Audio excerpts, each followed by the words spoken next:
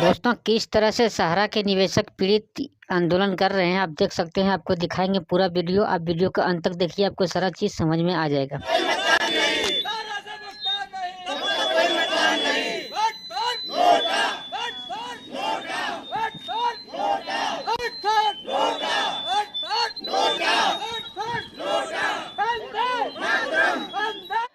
ये न्यूज जो दिखा रहे हैं आपको, ये मैनपुरी उत्तर प्रदेश का है।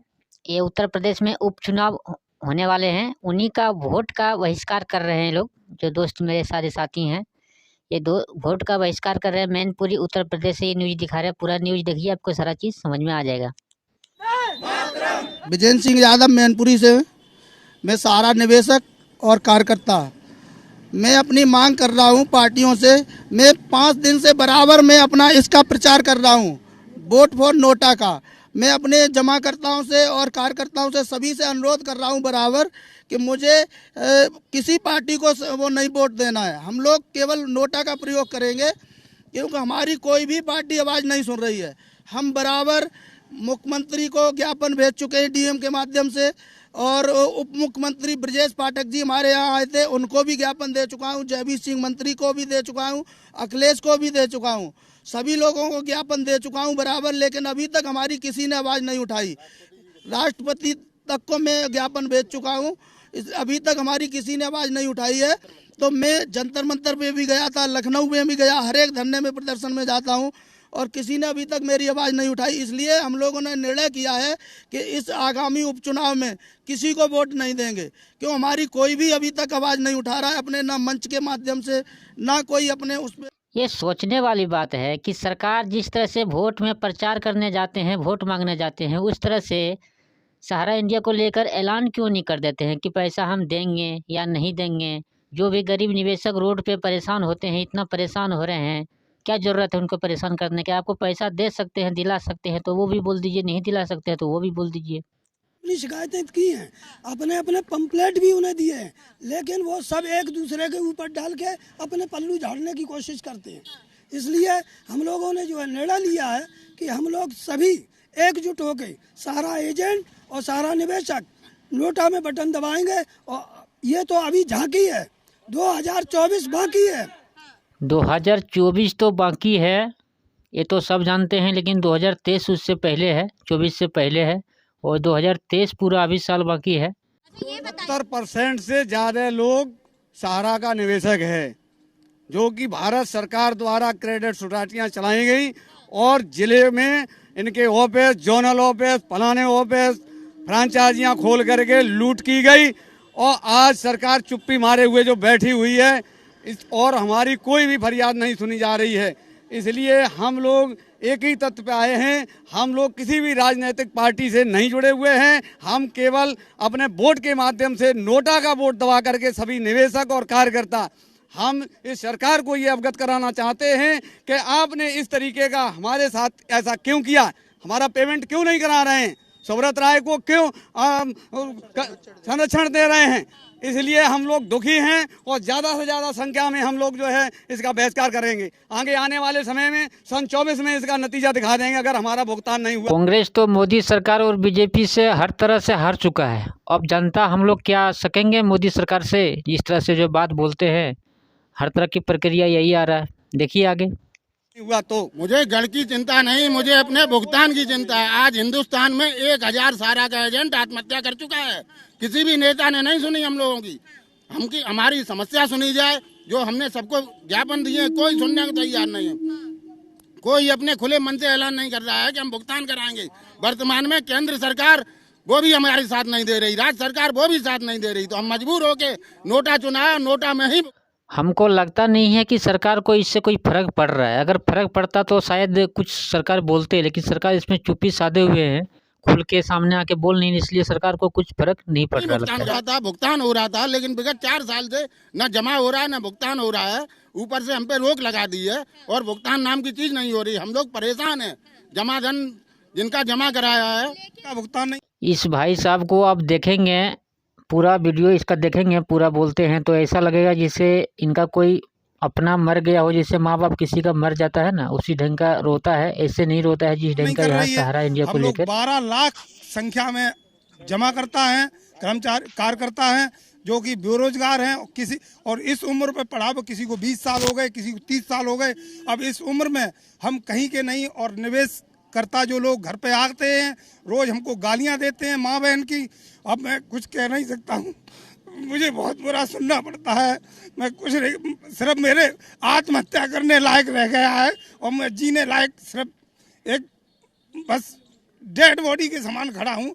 मैं सरकार से विनम्र अनुरोध करता हूँ, मुख्यमंत्री जी से, योगी नाथ से और प्रधानमंत्री जी से, कि इसमें हस्तक्षेप करें और हम लोगों को आत्महत्या से बचाएं, और नहीं तो मुझे बस घर छोड़ने के लिए मजबूर होना पड़ रहा है। और मजबूर होने के लिए हम जाएंगे भी कहाँ?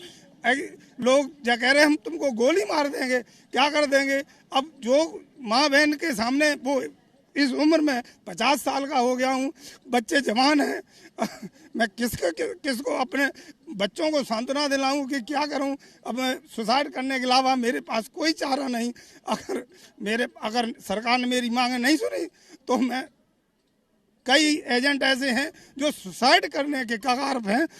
अब ये स्थिति आ गई है कि केंद्र सरकार से या राज्य सरकार से ऐसा क्या गुनाह किया कि हम लोग लूट गए। अब पूरा वीडियो देखिए, ऐसा दर्दनाक वीडियो आपको पहली बार। मैं कहीं, अरे सरकार ने, हम लोगों ने प्रतिनिधि चुने हैं, किस लिए चुने हैं? क्योंकि वो हमारा दुख दर्द महसूस करे और हमारे दुख में सहयोग करे। क्योंकि हमें तो सरकार पे विश्वास होता है, भाई लाइसेंस मेडिकल स्टोर को देती है, लाइसेंस कंपनियों को देती है, HDFC बैंकों को देती है, तो सर इसको भी इसने लाइसेंस दिया, हमने कौन सा बुरा किया? अगर लाइसेंस ये नहीं देती तो हम क्यों जमा करते? और आप 13 करोड़ जमा करता है।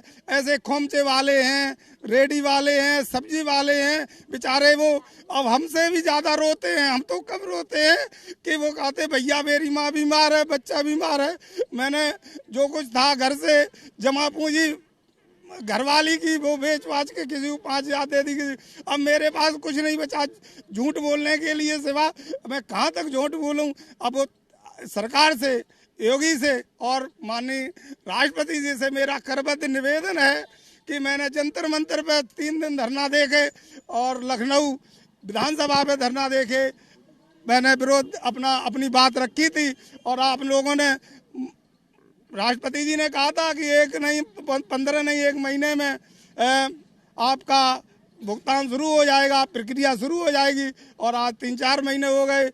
सभी हमारे जनप्रतिनिधि नेताओं से, पक्ष विपक्ष से अनुरोध है कि हमारे 13 करोड़ जमा करता और 1 लाख निवेश करता, 13 करोड़ निवेश करता और 12 लाख जमा करताओं का भविष्य किसी प्रकार से।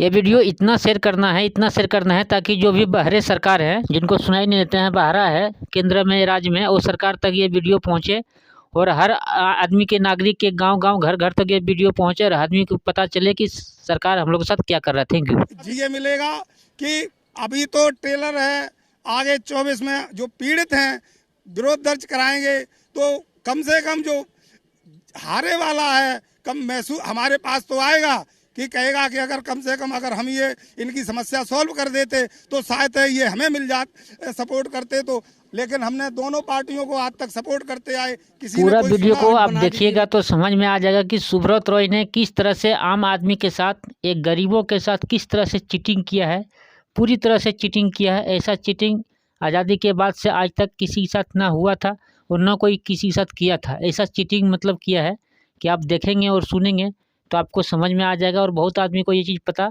चल चुका है और धीरे धीरे सब आदमी को पता चल रहा है। पूरा वीडियो देखिए, आपको सारा चीज़ समझ में आ जाएगा। ये मैंने बना दीजिए है। और मैं सहारा श्री जी ने कहा था कि मैंने भुगतान कर दिया है। पॉइंट टू पॉइंट देख लीजिए उन्होंने क्या किया। इस सारा रियल एस्टेट को कियोस्को में कन्वर्ट कर दिया और सोसाइटी में कन्वर्ट कर दिया। तो उन्होंने सहारियन में कन्वर्ट कर दिया और हमारा नियम कन्वर्ट कर दिया और बताते कि हमने भुगतान कर दिया।